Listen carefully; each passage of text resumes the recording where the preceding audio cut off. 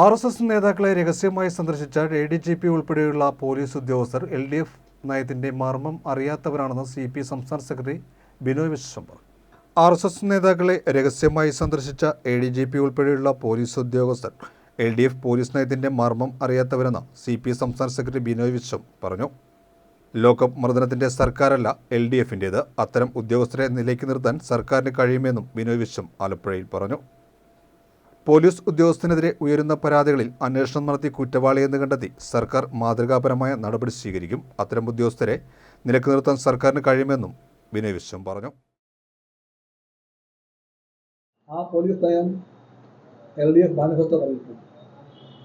അത് മനസ്സിലാകാത്ത ഏതെങ്കിലും ഉദ്യോഗസ്ഥന്മാരുണ്ടെങ്കിൽ ആ ഉദ്യോഗസ്ഥന്മാരെ ശിക്ഷിക്കും ഈ സർക്കാർ. ആ ശിക്ഷ മാതൃകാപരമായിരിക്കും.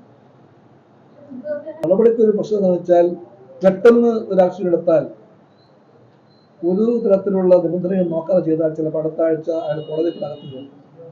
ആവശ്യമായിട്ടുള്ള ചില നടപടിക്രമങ്ങൾ വേണ്ടി വരും.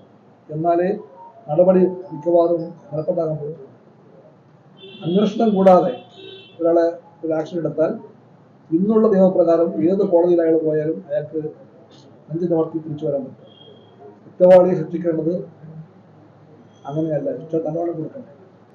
നന്നായി കൊടുക്കണമെന്നുണ്ടെങ്കിൽ അന്വേഷണം വേണം, അതിന് ചോദ്യങ്ങൾ ചോദിക്കണം, കാരണങ്ങൾ ആരായണം, നോട്ടീസ് കൊടുക്കണം.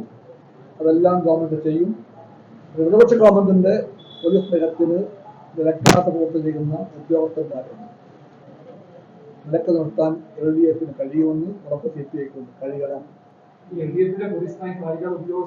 ഒരു പോലീസ് ഓഫീസർ ആവർത്തിച്ച് പല സ്ഥലങ്ങളിൽ പോയിട്ട് RSS തുടക്കം കാണാൻ പോയി. അത് പോലീസ് സർക്കാരിന്റെ പോലീസ് നയമല്ലല്ലോ. LDFന്റെ പോലീസ് നയം അറിയാത്ത ഒരുപാട് ഉദ്യോഗസ്ഥരുണ്ട്. അത് മുകളിലുമുണ്ട്, താഴെയുണ്ട്, നടക്കുന്നുണ്ടാകും. ആ ആളുകളുണ്ടല്ലോ. RSS നേതാക്കന്മാരെ പേർത്തും കണം വേണ്ടി പോകുന്ന DGPമാരുണ്ടെങ്കിൽ, അല്ലെ DIGമാരുണ്ടെങ്കിൽ, DGPമാരുണ്ടെങ്കിൽ അവരെല്ലാം തീർച്ചയായിട്ടും LDF സർക്കാരിന്റെ പോലീസ് നയത്തിന്റെ മൗലികമായ മർമ്മം അറിയാത്തവരാണ്. ലോക്കപ്പ് മർദ്ദനമടക്കമുള്ള മർദ്ദനങ്ങളെ ചെറുത്തുകൊണ്ടാണ് ഇടതുപക്ഷ ശക്തിപ്പെടുന്നത്. ലോക്കപ്പ് മർദ്ദനത്തിന്റെ മുന്നണിയല്ല LDF. ലോക്കപ്പ് മർദ്ദനത്തിന്റെ ഗവൺമെന്റ് അല്ല LDF ഗവൺമെന്റ്.